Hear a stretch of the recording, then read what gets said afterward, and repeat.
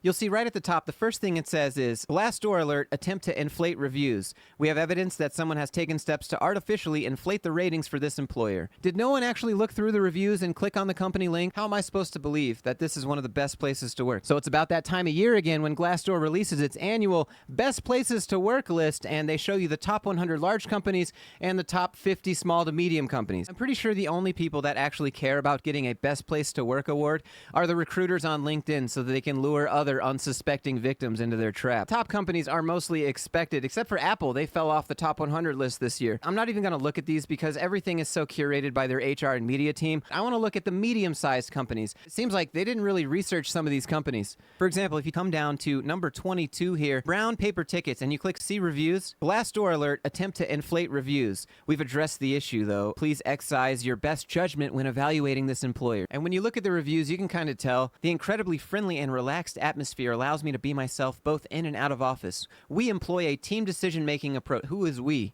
Why is we writing a singular first-person Glassdoor review? Like, come on. My team members are excellent, and I've never faced any problem working for them. The company always brings new technologies that make our work easier and makes us productive. Like, employees are not going to talk like that. No one's going on Glassdoor typing that out. Seriously? So my first question is automatically, how did this even make it on the list, Glassdoor? The company has a strong sense of community, exceptional training, cool people to work with, laid-back, stress-free environment. How can I believe that? Doesn't this list just make you want to pull your hair out? Or is it just falling out like mine is because today's sponsor is Keeps? No, really, it is. This is something that I've made a few videos about, and before you go creeping back through those, I'll just go ahead and show you. It's right here at the top of my forehead. There's been some thinning going on. When I look back at my family tree and its hairline specifically, it looks like it jumped ship at around the age of 28, at least for my genetic. And that's actually when I started to notice it. Looked in the mirror, I was like, I don't know, I feel kind of young. And then I looked at it again, it was a little bit more thin, and then I was like, okay, what can I do where I don't have to go in and like sit down and do the whole thing? It's also kind of awkward to talk about. If you've never heard of Keeps before, it's an online subscription service that makes it easy and affordable for men to treat male pattern baldness, but you get to stay in the comfort of your own home. And when you sign up, all the treatment plans are customized to your unique needs and recommended by a licensed medical provider. Oh, and the treatment plans are affordable. They're typically half the cost of pharmacy prices. And if you're curious about the result, well, according to clinical studies, treatments offered by Keeps are 90% effective at treating hair loss, and I think I've been doing pretty good on maintaining and even regrowing my hair. Now, Keeps offers both FDA-approved hair loss treatments and a 2-in-1 gel that combines them. Hair loss stops with Keeps, so for a special offer to get started, click my link down in the description or go to keeps.com/Joshua Fluke. That's KEEPS.com/Joshua Fluke. Unlike my hair now, let's jump ship back to the Glassdoor list. How about this one, number 48? It's called PopMenu, professional workplace where you can truly be yourself and you are encouraged to do so. Benefits are great, including, let's see. In an effort to cut costs, I was laid off by PopMenu while I was on maternity leave. Just 3 days before my arrival back to work, as a first-time mom of a 9-week-old baby, I can personally attest that PopMenu's actions and treatment of their employees is in direct contrast of their company core values. That's pretty rough. Now, I don't know if it's true or not, but when you read other reviews on this company page, it seems like the sentiment is similar. Middle management is some of the worst I've ever. They cut pregnant reps' pay by $30K. How is this legal? Constant state of fear. We have lost 50% of our workforce in sales, and not a word has been said about it. Constantly worried you'll be fired. This is petty, but their use of Salesforce is outrageously bad. Or how about this one? A few days before the CEO touted how they were so much better than other tech companies, they were laying people off because they hadn't laid people off. December 12th, unstable job security and overall risk. When you read PopMenu's response here, you'll notice that they almost bob and weave every single problem that this person had. Now, I know normally the low reviews on Glassdoor are from the vocal minority, but when these reviews aren't talking about favoritism and this and that, office politics, they're talking about events like layoffs that you can probably go search up, well, then, I think it's fair to show you those reviews at least. If you can appreciate the research, do me a favor and click that like button. Share this video with someone else that might have googly eyes for one of their dream jobs on this list. And if you want to see me call out the corporate world some more, click that subscribe button. Pariveda, which is Sanskrit for the completeness of knowledge or something like that, says they've created a culture and environment where you can be the best version of yourself. Let's verify that, shall we? All you really need to do is just jump over to their photo section here, and it tells you just about everything you need to know. It's filled with endless amounts of corporate cringe. You too can go to work and spend your time during the workday making cookies and arts and crafts and stuff because you're not a grown adult. Or how about you go spend time outside the office when you could be with your family or doing anything else you want? No, you're bowling instead. That could be fun. Yeah, best place to work. Number 4. Yep. No thanks. How about this one? SF Fins exchanging their favorite books. Can we not? Can I just do my work and go home and just put a Slack message of what I like instead? Or how about this team building exercise where you two get to put on the, what's that, a Burger King crown and sit on a block? For team building, of course, right?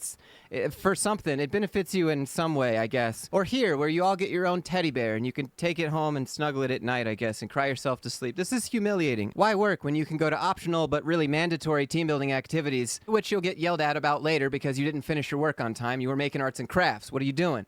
Fueling up for a day of intern orientation?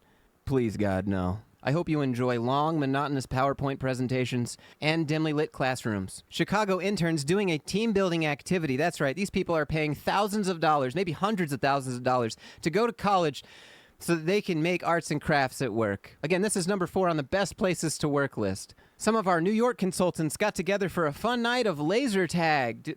Is it paid? Do they have to go? What happens if they don't? That's the real question. Is it worth it? Am I going to get in trouble if I don't go? Will I get a raise? Well, number 19, Quantum Metric. It looks like they had a layoff that took all the employees by surprise. First round of layoffs was unexpected and cut deep. While the company touted financial transparency and compassion, the layoffs left previous employees disrespected and thrown aside by poor leadership. There's a LinkedIn support group for alumni employees. You mean customers? What's an employee alumni? You got fired. It's not like college. You graduated. You have a degree. You got fired from this. What are you taking with you? Resentment? You can't. Can you put that? Can you hang that up? This one, 5 stars, great team and great leadership. Startup with growing pains, and they just came off of a big layoff due to financial, so you know this guy still works there. Really, 5 stars?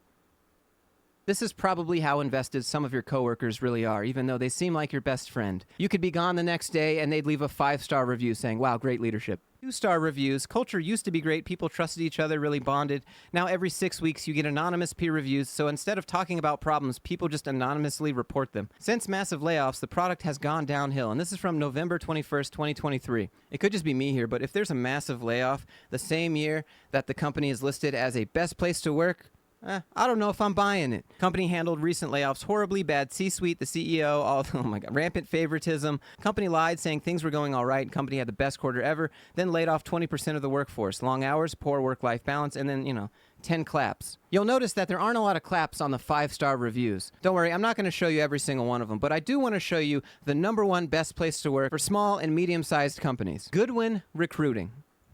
Let's see, from this year, 1 star, run immediately, working constantly to try and compete with over 350 other recruiters to make money. They classify you as a 1099, which is a contractor, freelancer, self-employed person, but they treat you like an employee by their demands and micromanagement. Yeah, see, that's not going to fly. When you pay someone as a 1099, they work with you, not for you. Made to sign a non-compete contract that is insane and illegal in several states, and the FTC is looking to ban them completely because they'll hurt workers and harm competition. It's a pretty big claim for this to be the number 1 place to work for all small and medium businesses in the U.S. But if you want some more cringe, all you got to do is just come over here and click on the photos. I know for sure that everyone's favorite thing to spend their lunch break on is a lunch break with coworkers so that you can do some of that hashtag collaboration. Yeah. How would you like your face to be posted on the company Glassdoor and wishing you a happy 15-year workiversary? I'm sure Phil's probably like, yeah, thanks. Don't remind me. So anyways, I don't think this list has almost any meaning at all when it comes to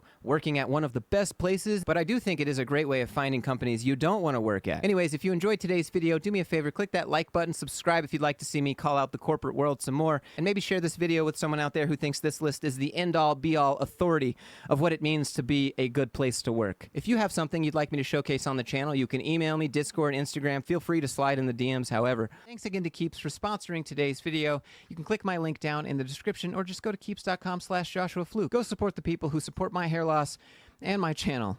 But having said all that, I hope everyone is doing well, and I'll see you in the next one.